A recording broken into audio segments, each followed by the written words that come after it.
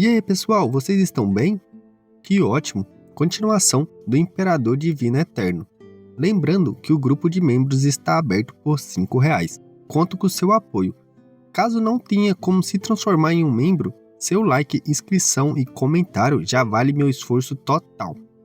Nosso protagonista e sua mãe chegam à mansão da família Lee, e vendo o tamanho da casa, ele se pergunta o porquê de sua mãe aceitar passar maus tratos no palácio se sua família era tão poderosa. Provavelmente tinha algum desentendimento entre eles. Sua mãe menciona que ele deve estar com saudades de Lin Ningxiang e deveria aproveitar que obteve uma marca sagrada para conversar e sai com o mordomo, deixando a empregada com o protagonista para trás, e os dois vão para a área de treinamento da família. Quando ele chega no local, fica chocado com a performance da tal Lin Ningxiang. Sua técnica era boa e seu cultivo era alto. Ela era muito mais poderosa que o figurante arrogante que se auto-intitula Oitavo Príncipe. Enquanto ele a observa treinar, os fofoqueiros de plantão começam a falar mal dele, sussurrando sobre o fato dele ter conseguido a marca sagrada muito tarde. E também citam que ele era um lixo e ainda gostavam de Lin Ningxiang. E cita que ele talvez até chore quando descobrisse que ela estava noiva do Sétimo Príncipe. Óbvio que isso não escapa dos ouvidos dele, que fica totalmente irritado. Em outro salão, vemos sua mãe, que está implorando por técnicas da família Lin para seu filho. Seu irmão mais velho, que começa a gritar com ela, lembra que há 3 anos ele foi ao palácio implorar para que ela salvasse seu sobrinho Shen Niu, mas ela não o salvou. Ela até tenta se explicar dizendo algo sobre o ocorrido, mas seu irmão levanta e a expulsa, dizendo que a família Lin já tinha havido cortado laços com ela há muito tempo. Chorando, ela cai de joelhos e continua implorando para ele, e diz que gostaria de ver seu pai para conversar. Mas seu irmão diz que ele saiu para algum lugar importante e que ela não poderia o ver agora. E também diz a ela que Lin Ningxiang e o Sétimo Príncipe serão noivos em breve e que ela devia afastar seu filho de agora em diante. Chocada, ela diz que seu filho sempre foi apaixonado por sua prima e quando ele soubesse ficaria arrasado. Ela pergunta por que logo o Sétimo Príncipe, e seu irmão diz que o Sétimo Príncipe era o jovem gênio dessa geração. Baseado em seu cultivo, ninguém em todo o reino Yunhu pode se igualar a ele, principalmente o lixo do Nono Príncipe, que sempre foi doente. O noivado será de grande benefício para a família Li. Ela pergunta se a garota estava de acordo em se forçar a casar com alguém por benefício da família, mas seu irmão diz que ela estava totalmente enganada sobre isso. Foi a própria filha que pediu pelo noivado com o Sétimo Príncipe. Enquanto isso, na arena, a garota que o antigo dono do corpo era apaixonado caminha em direção ao protagonista, dizendo que ouviu que ele conseguiu uma marca sagrada. E ele diz que a rainha avaliou sua marca como rank 0, não era nada de especial se comparado à dela.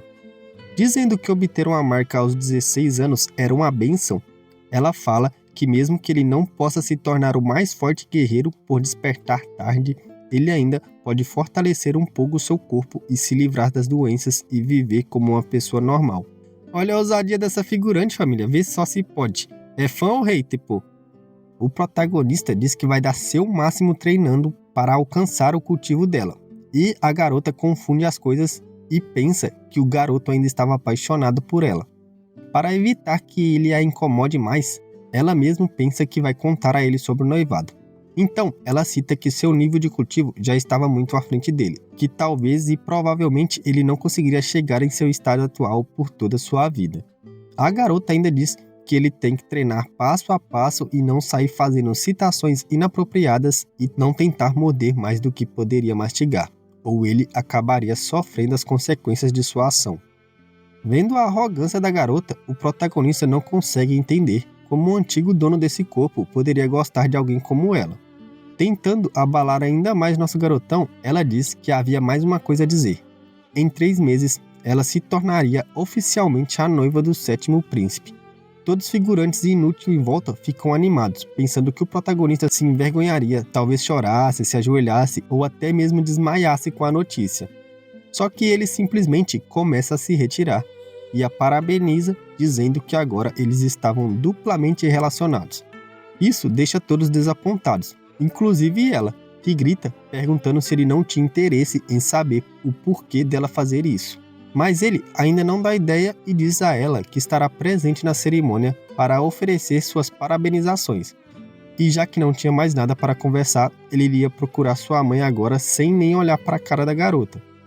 É sobre isso, né, família? Mais um dia, mais um figurante humilhado. Nada novo de novo. Ao encontrar sua mãe, ele a assusta quando percebe que ela estava chorando e pergunta o que aconteceu.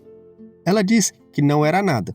Só que nesse momento, seu tio chega segurando uma técnica, dizendo que devido ao fato deles terem o mesmo sangue, ele os daria a ela e 2 jarras de líquido de lavagem da medula para ajudar em seu cultivo. Sua mãe fica muito alegre e pede para que ele agradeça seu tio. Mas ele estava pensando que esse era o motivo de sua mãe estar chorando. Ela deve ter sido outra vez humilhada para tentar o ajudar. Ele se vira e diz para sua mãe que eles não precisam de caridade da família ali. E os dois começam a ir embora, fazendo a plateia de figurantes idiotas resmungar sobre a arrogância do garoto, que recém recebeu sua marca sagrada. Até mesmo a garota diz a seu pai que seu primo estava um pouco diferente agora. O velho diz que ao receber a marca sagrada era natural que ele se tornasse mais rígido, e lembra a sua filha de não se distrair com coisas inúteis e focar em si mesmo.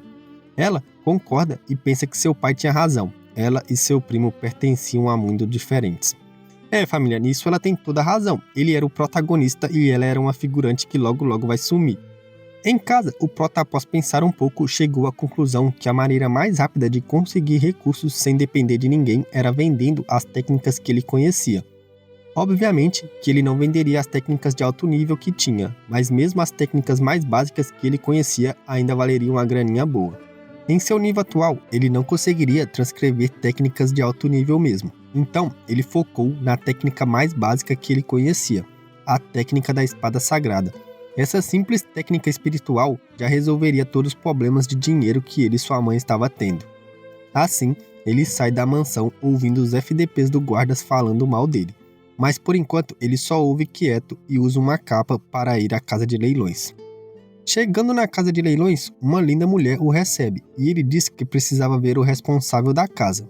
A mulher se questiona o quão importante seria uma pessoa que solicita de imediato a presença do responsável, mas não diz nada e volta com seu superior. O cara de imediato nota a bota que somente as pessoas importantes do Palácio Real usam, que foi propositalmente deixada à mostra para o nosso protagonista. Afinal, com sua força atual, ele não conseguiria defender a técnica, então, se passar por alguém importante, o ajudaria nesse quesito. Eles vão a uma sala reservada, e o protagonista mostra a técnica da espada sagrada que seria leiloada. O avaliador diz que realmente era uma técnica da espada de baixo grau do reino espiritual, mas conforme as regras do leilão, quem a comprar iria se comprovar primeiro se os movimentos eram verdadeiros, antes de ser feita a negociação. E seu lance inicial seria de 200 mil moedas de prata. O protagonista diz que tudo deve ser feito conforme as regras da casa e que ele esperaria pelo resultado. Assim, algumas horas se passam e a atendente, que estava cética no começo, volta toda radiante para avisar para o protagonista que sua técnica de espada foi arrematada pelo chefe da família Lee por 1.240.000 moedas de prata, deixando o protagonista surpresa com essa ironia do destino. Seu tio, que na casa da família Lee foi muito arrogante e os tratou mal, agora parecia um monge. Ele também percebe as botas do protagonista e pensa que ele deve ser alguém muito importante do palácio. Mas como o protagonista se recusa a dizer seu nome, o velho apenas pega a técnica após a verificação e parte com sua filha. Em seu caminho de volta, sua filha comenta que tinha a impressão de conhecer o homem que vendeu a técnica, e seu pai concorda. Talvez eles já tenham se trombado no palácio.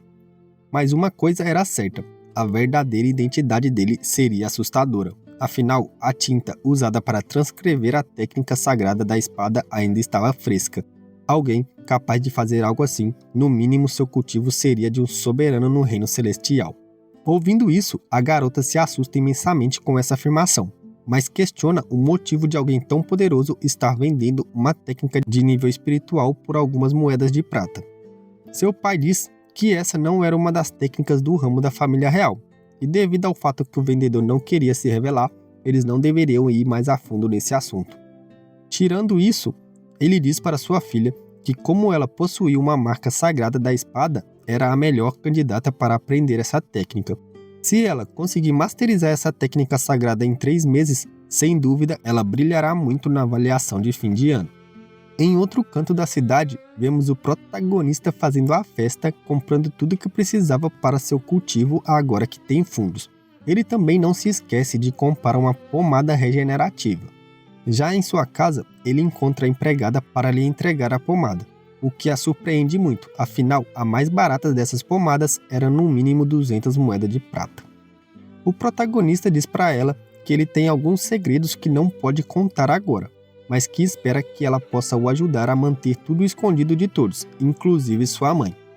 Aproveitando isso, ele também pergunta o motivo da família Lee serem hostis com ele e sua mãe. Ela suspira e diz que, como ele sempre esteve doente, não havia motivo para saber disso, mas agora que ele conseguiu sua marca sagrada, era bom ele saber a verdade. 3 anos atrás, o gênio da família Lee ofendeu o sétimo príncipe, a estrela em ascensão dessa geração. Ele teve suas pernas quebradas e foi enviado para a prisão celestial. Seu tio veio ao palácio correndo e implorou a sua mãe por ajuda. E quando ela tentou ajudar sua família, foi impedida pela rainha e condenada a ser chicoteada 30 vezes, o que quase a matou. Como a família Lee não teve coragem de confrontar a rainha e o sétimo príncipe, eles despejaram todas suas frustrações em sua mãe e cortaram laços com ela. Depois disso, o sétimo príncipe transformou Lin Shenyu em seu servo pessoal eunuco. O protagonista então entende o motivo de, mesmo sendo basicamente inimigos, sua prima iria se tornar noiva do sétimo príncipe. Assim, a família Lee iria reparar os problemas com o sétimo príncipe, que todo mundo acha que será o próximo Lorde do reino. O protagonista se retira, dizendo que era muito tarde, deixando a empregada pensando em como ele mudou após receber sua marca sagrada. Mal sabe ela, família. Aproveitando seus recursos, ele treinou muito. Ele cita várias coisas que precisam fazer nesses dias enquanto tem recursos, o que não vale muito a pena citar aqui, como ele tem que abrir seus meridianos e como ele vai usar o pó estelar que ele comprou para refinar seu corpo. Ele cita também que apenas aqueles que podem suportar grandes dificuldades podem se tornar superiores aos outros. Graças a seu espaço interno, ele tem 3 vezes mais tempo para praticar. Essa era sua única vantagem.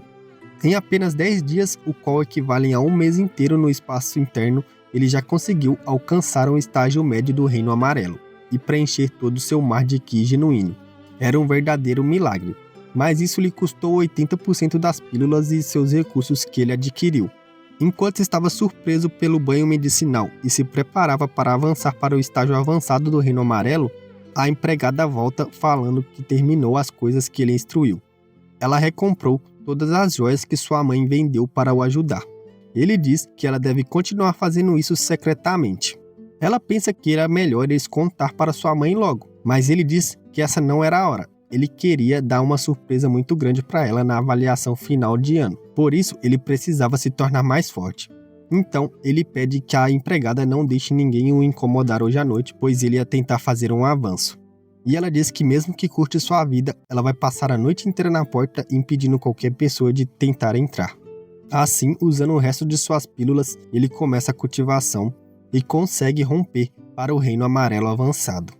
Ele sai do quarto surpreendendo a empregada. Então, ele lança sua técnica característica, a Palma do Dragão. E dessa vez, ele destrói completamente a rocha. A empregada começa a chorar e diz que ele conseguiu. Se todos soubessem que, provavelmente, ele era muito mais talentoso que o sétimo príncipe. O prota volta para treinar, e no outro dia bem cedo, ele acorda e vai de novo comprar pílulas e pó de refinação para lavar seu corpo. Chegando na loja de comprar pílulas, ele faz um grande pedido. O vendedor fica muito feliz e dá um grande desconto para ele, e pergunta se tinha mais alguma coisa que ele gostaria de comprar. O prota diz que talvez ele não tenha o que ele quer, e ele diz que talvez seria uma arma, e o prota concorda. Então, ele pede um dos ajudantes para levar o prota para o pavilhão das armas. Só que o gordinho fica todo louco e fala que nunca vai pisar lá. A anfitriã tem algum poder que aprisiona a alma dos homens em seu charme, fazendo eles virarem seus servos. O prota fica curioso sobre isso e no caminho pergunta ao cara o que ele quis dizer quando disse isso, e ele fala que ela era a pessoa mais bela que ele conhecia e que todos os homens que veem ela ficam enfeitiçados.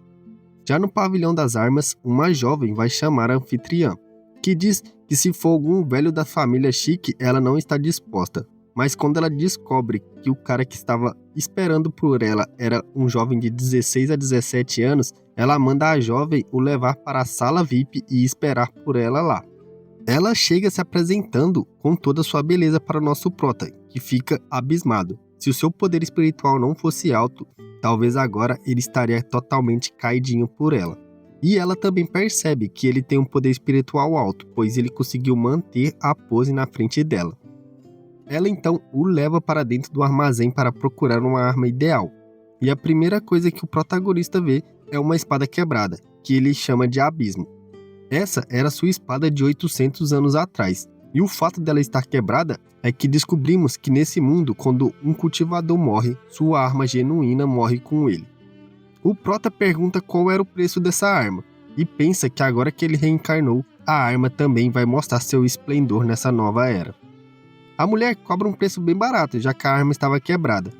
E vendo que o cara não tirava o olho da espada quebrada, ela já se joga nas costas dele e beija sua orelha, perguntando se o jovem mestre só estaria interessado em comprar aquela arma e nada mais, dando a entender que ela queria fazer outras coisinhas com ele. O prota, com medo de ser devorado pela mulher, compra outra espada muito cara e sai correndo do armazém. E quando ele sai correndo, ele dá de cara com o oitavo príncipe que estava conversando com uma garota na sala de espera. O oitavo príncipe estava resenhando a mina, falando que como o sétimo príncipe não estava na cidade, ele estava encarregado de mostrar tudo para ela. E também comenta do exame de avaliação do final do ano, e diz que se ela quiser ver, ele consegue assentos VIPs para ela. Nessa hora, ele vê nosso protagonista e pergunta o que ele estava fazendo ali, sendo que ele nem teria dinheiro para comprar qualquer coisa desse pavilhão. E vendo as armas que ele estava segurando, ele pensa que talvez o nono príncipe tenha virado um escravinho da anfitriã do pavilhão. Mas nessa hora, a anfitriã diz que o nono príncipe era seu estimado convidado VIP e que se alguma coisa acontecesse ali, ela interviria para ajudar ele. A garota que acompanhava o oitavo príncipe pensa que o sétimo príncipe era uma estrela ascensão do cultivo sem igual nessa geração. E por outro lado, o nono príncipe era um mulherengo. Que contraste absurdo. Mal sabe ela, família, nosso protagonista é overpower pra caramba. Tanto que vendo todo mundo olhando pra ele com olhares estranhos, ele jura pra si mesmo que vai fazer todos eles pagar e sai correndo do pavilhão. O vídeo vai ficando por aqui. Espero que tenham gostado. Lembrando que o grupo de membros está aberto. Se você puder ajudar esse que vos fala, por R$5 você se tornará um membro desse canal. E para aqueles que não têm condição, seu like, inscrição e comentário já vale totalmente o meu esforço. Eu vou deixando vocês por aqui, espero ver vocês em breve. Até lá, fiquem bem. Falou, falou e falou! Fui!